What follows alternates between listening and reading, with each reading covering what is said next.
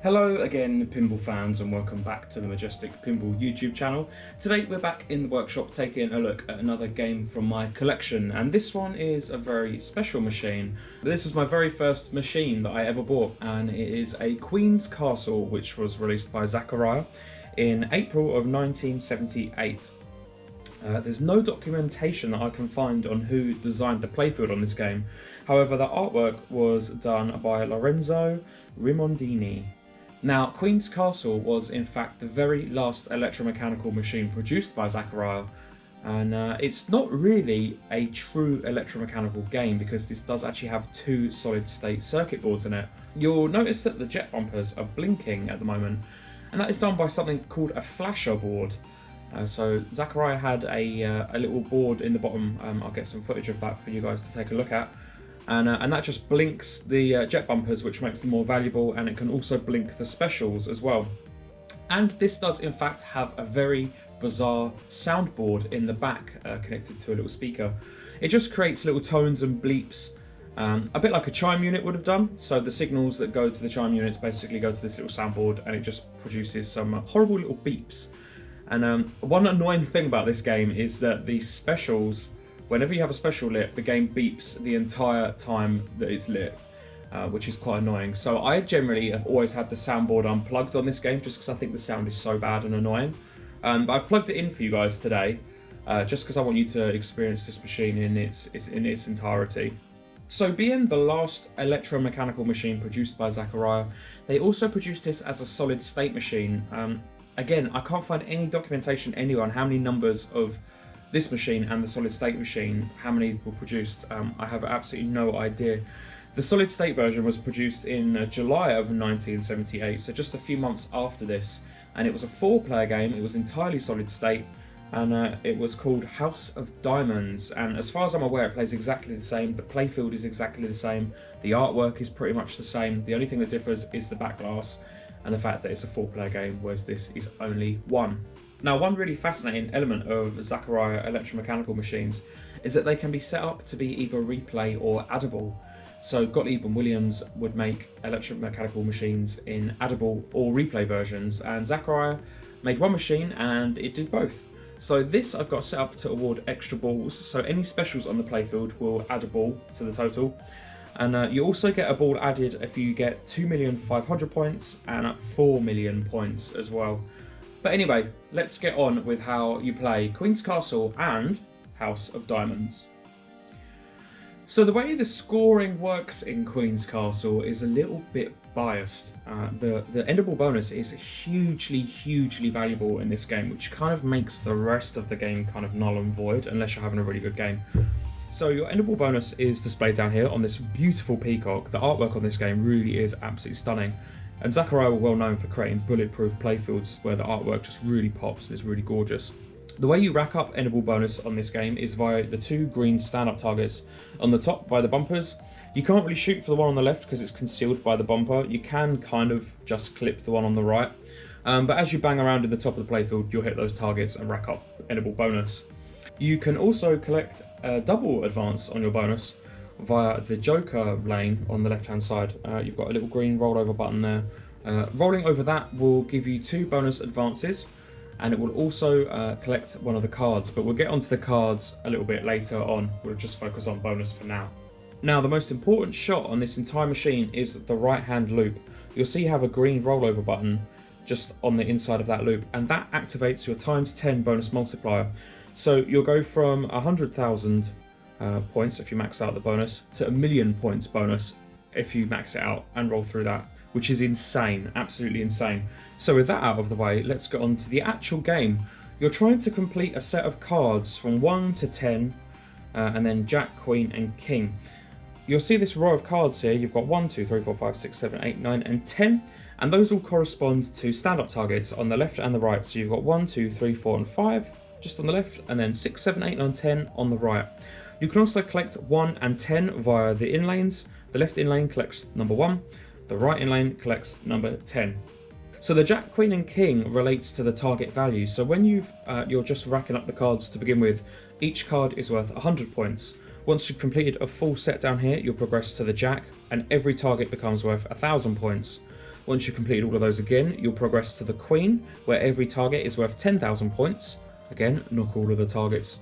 And you'll progress to the King, where every single target then becomes worth 50,000 points, and that's where the true value is.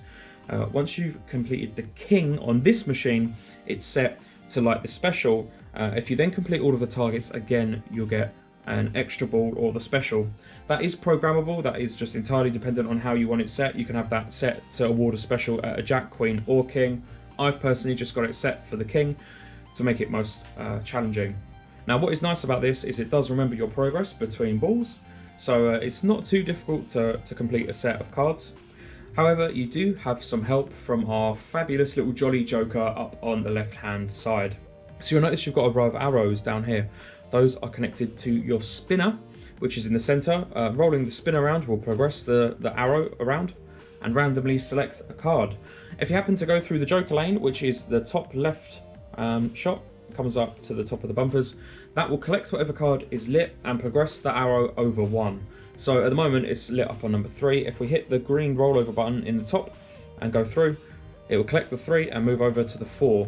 What can be really great about this game is if you have a weak shot up there, you can hit the rollover button, collect a card and then roll back down and collect another card, and then it'll progress over. So that's pretty handy as well. The spinner in the center of the playfield will always give you 10,000 points, and of course it shuffles the cards. And at the top of the playfield we have a very shallow saucer. It's kind of like the one on Mata Hari. It's very shallow and it creates this weird sort of whirlpool effect as the ball sort of rolls around. There's 3 options for that, which are again all shuffled by the spinner. You have 3 lights. You have the one on the left, the one on the right and the one in the center. The center light will give you 50,000 points if you land in the hole and flash the bumpers. Flashing the bumpers is important because it increases their value, so you want to try and get as many points out of them as you can. The left and the right lights, when they're lit, will award the left and the right hand special on the left and the right hand outlane, which will start blinking and beeping, which is very annoying. If you roll through there, you will get your ball back basically, or a special if it's set to that. I think this game's most fun when it's set on add a ball. And you can nudge the ball back into play. You've got a gap in the wire form here and a little post, so you can collect a special technically, get an extra ball and nudge the ball back into play and carry on going. And that is going to be just about everything you need to know to play Queen's Castle and House of Dimond. So let's fire it up and give it a go.